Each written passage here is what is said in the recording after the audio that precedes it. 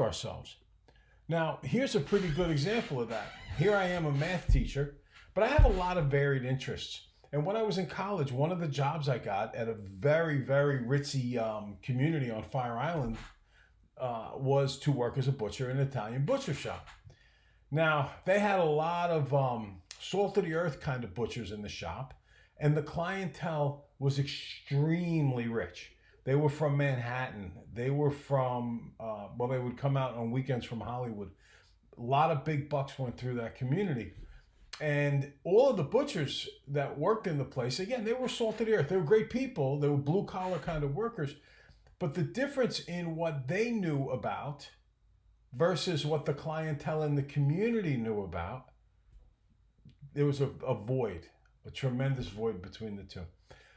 So being a college student at the time, my boss, Peter, who owned the butcher shop, he started to notice that I would talk to the clientele about Shakespeare. Or I might talk to them about art. Or I might talk to them about ancient history, like the Greek ruins and the Acropolis and so on and so forth. Very, if you will, abstract, I don't know if that's the right word, but deeper sorts of mental processes, understandings, histories of the world.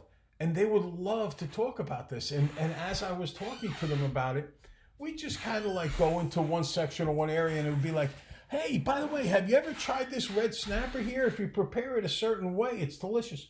Oh my God, I never tried that. Let me try it. So Pete started realizing that because I got along very well with these people and I could speak their language, we had a common ground, a common connection, that they started spending more and more money.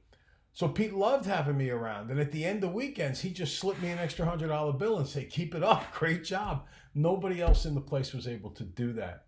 So Pete, he compensated me for this, and it made him want to keep me around in the job. So likewise, the more you expand your mind, the more things you learn about, the more mental exercise you get, the more marketable you become. And in future years, let's make no mistake about it, this is in large part about you getting a job and you making sure that you become a commodity that some boss wants. So all of this schooling that you're doing at Centenary University, the mathematics included, I think it's all important for a lot of different reasons. And I think it's going to make you a more marketable commodity and something of value. All right, so we're going to begin today talking about variables and expressions and a little bit of this thing called order of operations. Everything we do today, I assume that you have seen in school during the course of the year, of your years, I should say, in public school. So it's all kind of review, but I want to lay a really strong foundation. I want to make sure that we're not building our foundation on sand, but that we're building it on rock. And then once we build it on rock, we can begin to draw conclusions based on this foundation in such a way that you will become more successful in the class as a whole. And we build your mental muscles to make you more marketable. How's that for some alliteration right there? See, look at that. Math teacher using a word like alliteration, which is a literary term. See, there's positives to this right away. The order of operations is PEMDAS. Please excuse my dear Aunt Sally. You can see Professor Teresi's notes on this page. My old high school teacher, Mr. Braze, who was so awesome my senior year of high school, he would say, please excuse my dead Aunt Sally. But the bottom line is PEMDAS is an acronym. It's a shorthand way of remembering exactly what order you evaluate an expression in. The first thing you want to do is all the parentheses or the package, okay?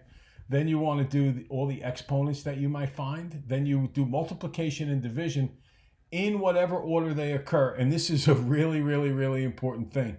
We'll talk more about it later. And then finally, also addition and subtraction in the order that they occur from left to right. But it has to be in the order they occur.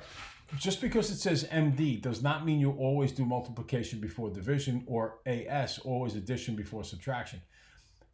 M and D are equal, just like mom and dad.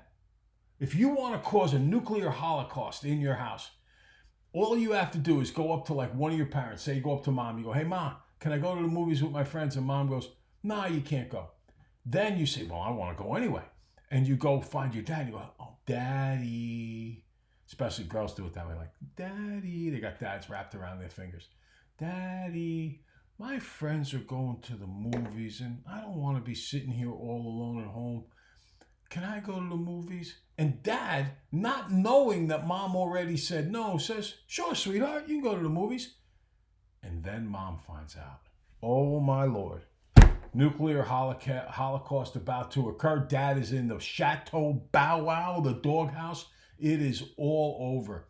So if you go to mom first and mom says no, it's no. If you go to dad first and dad says no, it's no. You can't flip-flop orders here, okay? So once you get to the point where you're doing your multiplications and divisions, it's left to right. Whichever one you see first is the one that you do. Same thing with addition and subtractions. We will have a whole bunch of examples of that a little later on. All right, so that's our first introduction to today's lesson. In a minute, we'll make the second videotape for us.